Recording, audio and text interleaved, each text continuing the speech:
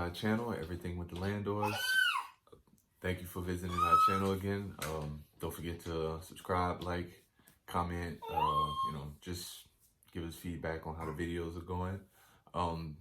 Today, we're going to start a new segment that we're going to be doing called Military Mondays. As mentioned in the first video, I'm in the Army. So on Mondays, we're just going to do I'm going to do different videos. Sometimes our wife will join me as well. And just give my opinions, thoughts, and tips on all the people out there who's thinking about joining the military, or for a fact they want to join the military. So just give a little feedback on it. Today I'm going to touch, just give a few tips and things I think you should do before you join, and as well as things to prepare you for before you get to boot camp. So the main thing that I would say that you need to do before you join is do your research.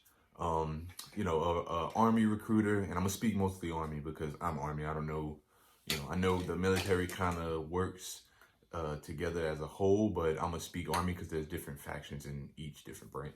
But I know the way the Army grades you is by performance. So anytime you walk into a recruiter's office, you have to understand that most of them will keep it 100 with you and be like, okay, this is how it is. This is how this job is, and let you know how it is. But some of them, if they can withhold back something that they know you personally wouldn't like to get you in, they're going to do that because they want numbers and they need numbers, and that's how they get graded. So I always say do your own research.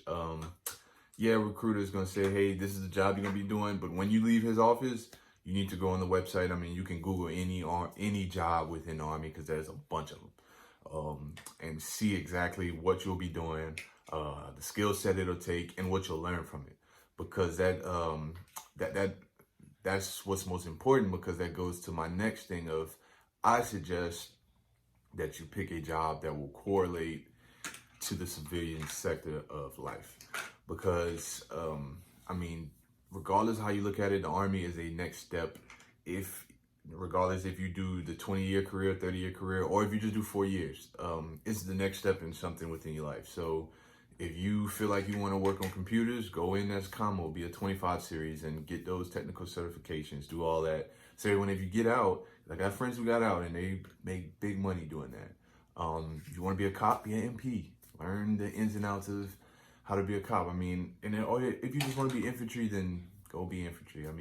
There's a few contracting jobs that look for those infantry guys. It's mostly security, but if that's what you want to do, then by all means, go ahead and do it.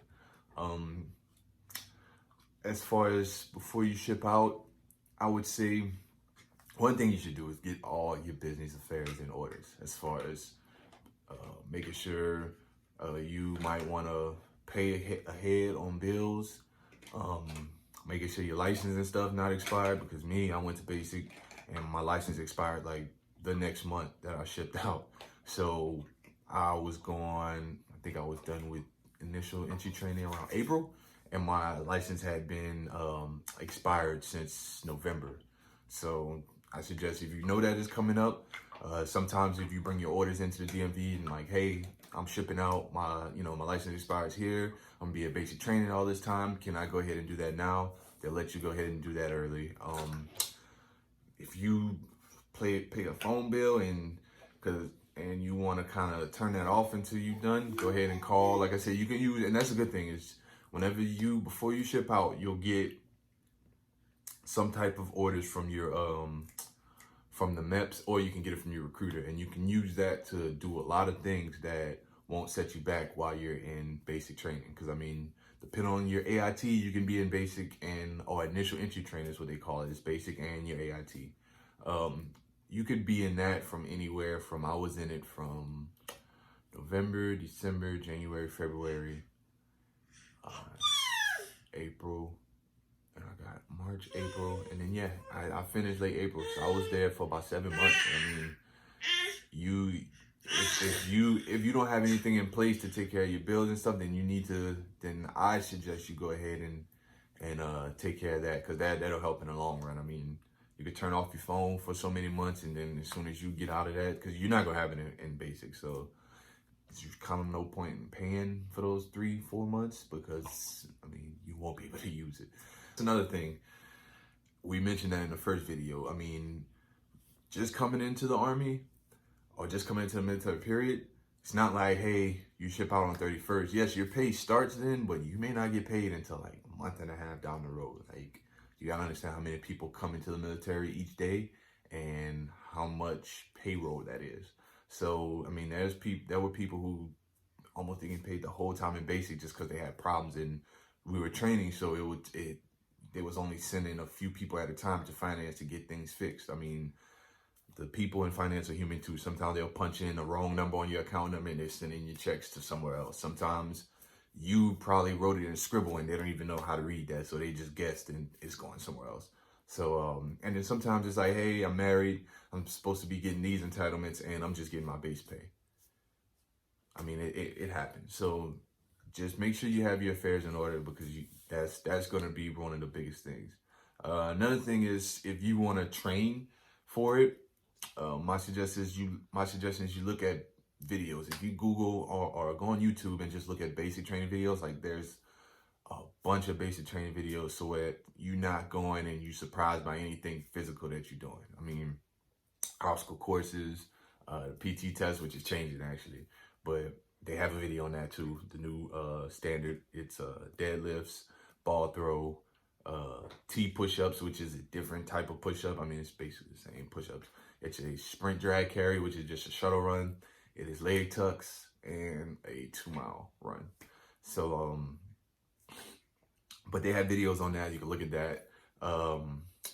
And just different things that we do as far as rucks. I already mentioned obstacle courses, just so you have a thought of how you want to prepare yourself physically. Because I mean, it's like I mentioned in the first video, I was an athlete in college, and even I wasn't like fully prepared. Some things, yeah, I was like, okay, it's easy, but then other aspects of it, I was like, this is kind of challenging. So, yeah, just do as much research as you can, even like I said, before you join and then before you ship out, do as much research as you can because that'll help you in the long run. And then I would say probably my final and the biggest thing, understand what basic training is for. The military works as a team. There's no individualism in the military. So that's what basic training is structured around. The goal of it is to break you down as an individual and build you up as a team within everyone within your platoon, everyone within your company, battalion, and it just goes up from there. So if you're mentally prepared for that type of environment, then you'll understand why things are happening to you. Like you won't be sleeping at 2 a.m. getting woken up and now you're getting punished because one person forgot to make their bed or didn't make their bed before they went to sleep, or they're sleeping in the wrong uniform. They said summer PTs and he has on his long pants. So now you're pissed off because you're doing push-ups or you outside on a track at 2 a.m. and you got to wake up at 5 and you run in because one person messed up. Like you gotta understand what's that for. Like, don't take it personal. It's not personal. They're just building the team up. Like they're breaking down that they're punishing everyone, but it's to show that, hey, one person's mess up could be the downfall of the whole team, especially depending on the kind of unit you're in.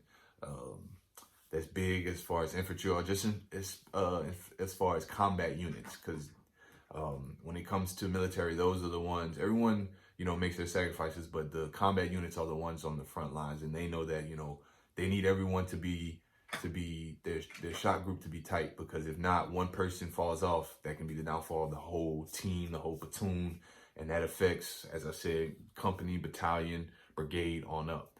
So yeah, just understand the environment that you're going to, learn how to work with people, because that was my biggest thing. It wasn't the physical, it wasn't the mental. Like, I understood what I was there for, I understood what they did.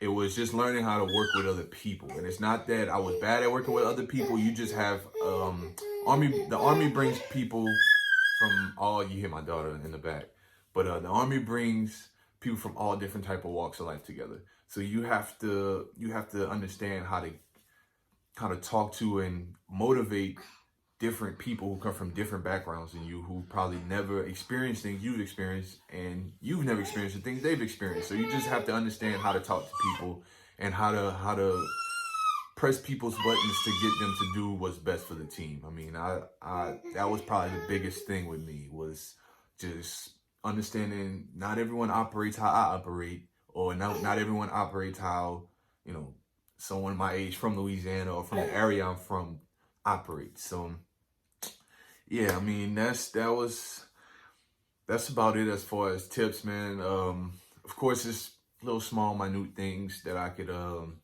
that I probably not remember right now, but those are the big things. It's yeah, have your affairs in order before you leave. Do a little research so that way you're not physically taken back by everything that you need to do, and be mentally prepared. Like, understand what it's for. Don't be there, you know, one of those people who's now you having a breakdown because you think that it's personal and, oh, drill sergeant's picking on me and this is that. Nah, it's part of the program. You can understand that. Yeah, there'll be some days where, you know, you pissed off because it's like, man, why am I getting punished for this dude who keep messing up? But then, as long as you could push through that, and then you understand, hey, it's part of it. I just got to get through it to get done with it. You'll be all right. So, like I was saying, this is part of Military Mondays. Subscribe, like, comment, everything with the Landors, and we will be coming back with you to another Military Monday. Until then,